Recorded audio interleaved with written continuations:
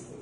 In the spring of the 1884, a wealthy Australian visited England decided to buy a yacht, which was called Midland. Then he hired a captain, Thomas Dunkley, and asked him to take him to Australia. He gained a crew of 3, Edwin Stephen, a second, seaman Edmund Brooks as a 17 years old, and a 17 years old named Richard Parker. They set out, and the first everything was fine until the ship sank, and they had to survive in a long boat for weeks without food and water. All 4 survived, but when they were rescued, there were 3 left.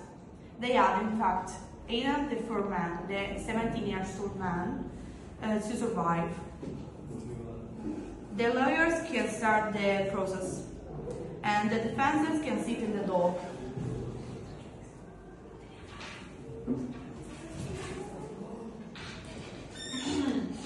The defendants. Let's go.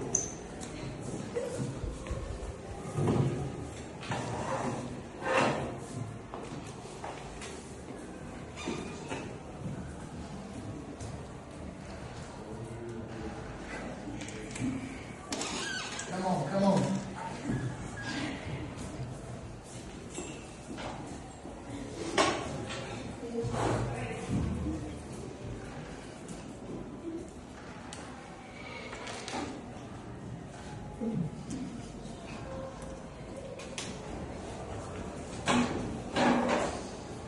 Thank you. What is your name? Rose. Dudley. And the lawyers can start. Good morning. Now, think you are a 17-year-old boy, an orphan with no family, and for the first time in your life, you see home. Ought to become someone, to become a man. Richard Parker was an active and hopeful young cabin boy on the trip to Australia. At first, everything went well until the ship sank, and they had to survive in lifeboat for weeks. Now, that's what we heard, and now we analyze the fact. So, they told you that they did not have water and they don't have food, but that's false, because that's what we heard. The first 3 days, they fed on torpings. They only had the German torpings. On the 4th day, they fished a turtle, and until the 10th day, they fished a fish. So, for 10 days, they ate. And thanks to the turtle, they are still in water. Now, I would like to remind you that a human can survive to the absolute fast for 24 and 30 days. So, we were told that on the 18th day, Parker was sick because he drank seawater. But other than the 3 people on the ship, we don't have any witnesses. So, we can know for sure that Parker drank seawater. And by the way, it doesn't seem strange, an hopeful young man, 17 years old, for the first time he sees hope, and now he drinks seawater, and he doesn't listen to his fellow traveler, older and more experienced than him. I find it hard to believe.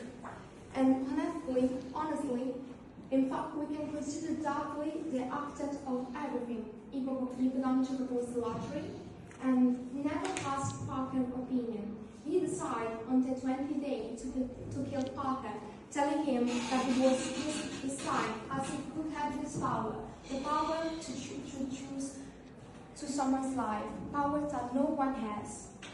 So, I would add that Dudley did not seem to feel any remorse for what he did. In fact, he writes, on the 24th day, while we were having our breakfast, if wasn't keeping a 17 years old boy. I'm finished. Think about it. Thank you. Now, in what my colleague Francesca Di Maio said during the list of the reason in question, why the defendant Dudley should not be absolved of his sentence and should be induced to the death sentence, I would like to draw my attention to the accused Stephen Epping. co-captain to Captain Dudley.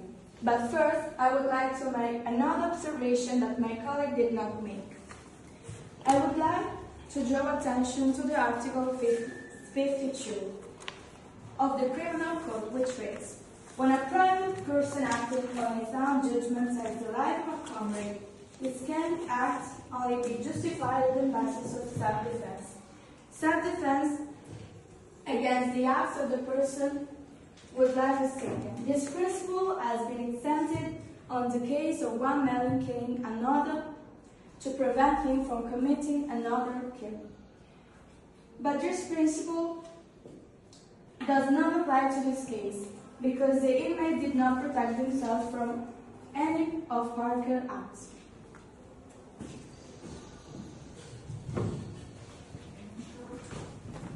Good morning. Good morning. After listening my colleagues and their notes about this case, I would like to conclude the accusation pay close attention to the survivor who before became a turned state's witness. He was a defendant, as well as Dudley and Stevens, and to the question, do you know what power is? Because in my opinion, I think that they don't know what means this word and how it should be used at that moment. In fact, in that situation, Dudley and Stevens and also Brooke that begin being more conscious and aware of their action than the teenager guy. They had to take matter into their own hands and think not only about their lives, as Brooke did for a second, but about the fact that the guy, being sick, he couldn't take a decision about his future, and besides this, he was not even given the chance. Thank you. Good morning. Thank you, Gordon, to taking the floor. I would like to begin by explaining my thesis for defense defense. First of all, we must say that for the home survival, they had to resort to extreme gesture, sacrificing the boy, not only to feed himself, but only resorting to a possible capsize of the boat, as the weight of the crew hastened the platform to sink. For this, I believe that the gesture made by them is considered self-defense, and that they are completely innocent. Thank you.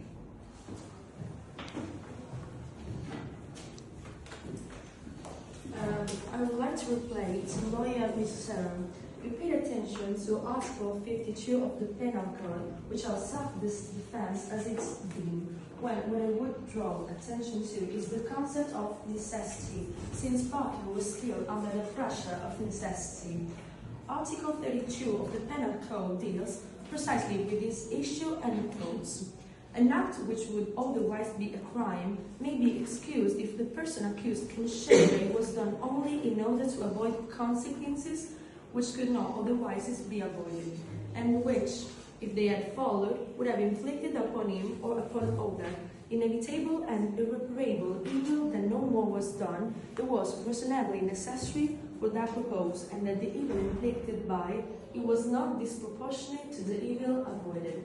Precisely in inference to this, do you seriously think that sacrificing one life to save three is wrong, or are you just trying to claim a morality that basically human beings tend to overwhelm? Thanks. So, good morning, Mrs. Allen. Good morning. Why did you ask Parker consent for the lottery? I didn't even consider asking Parker for consent because he already been asked to that for days, so he was going to die regardless. But in your diary, you wrote while we were having breakfast. Did you feel any remorse about what you did? I wrote we were having breakfast because we were doing the just at 7 a.m. I was a bit sad to see him killed, but after that I was too happy, and finally I didn't think about it. But how come Brooks refused the lottery? He wasn't hungry? That's my question. Now I ask my question. Stephen Edmund. Parker, a boy so young and unaware of the thing that life would ever serve. for him could ever have one of you shipwrecked people to be able to justify your action? Obviously, the answer is no. But I request you, did you fear remorse and sorrow for young artist dead Ada? Why only your captain decided to allow his sorrow from the sins committed? I certainly feel sorry, but my captain and I decided to kill the dying boy to have a chance to live. And only Dudley did pray to the boy because he actually killed the boy.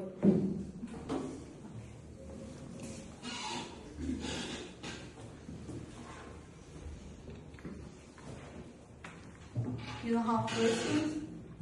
No? Let's solve the witness. Lawyer? No. Yes. Good morning. My name is Marika and I'm part of the marine rescue team. The other volunteers and I, we've been called for an emergency rescue in the South Atlantic. In fact, when we arrived, we saw the 3 people screaming for help. But in reality, on the lifeboat, there were 4 sailors because one of them was dead. We managed to recover all of them, even the boy's body, and only then we noticed that he had a cut on the neck. Unfortunately, the cabin boy was murdered. Good morning. As soon as we rescued the crew, I immediately saw the remains of the poor boy's body on the corner of the boat, and it could be realized that he had not died naturally, but he had been killed. Good morning. My name is Anna.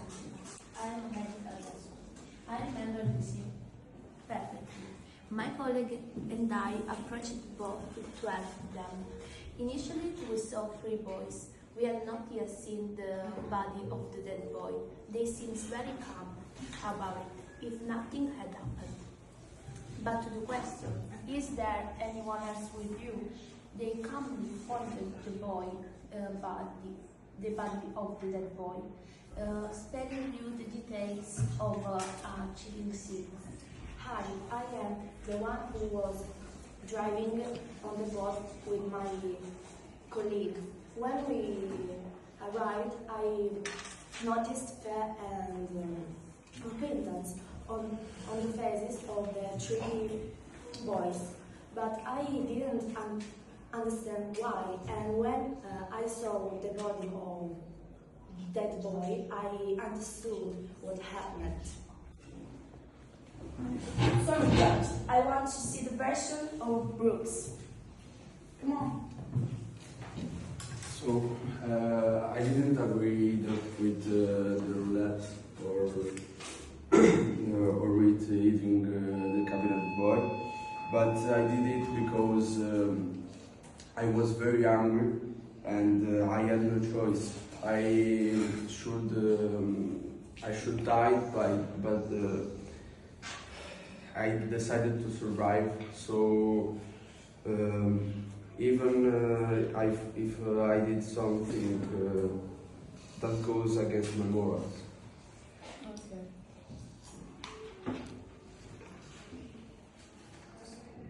So I would have to ask something to lawyer Di Maio.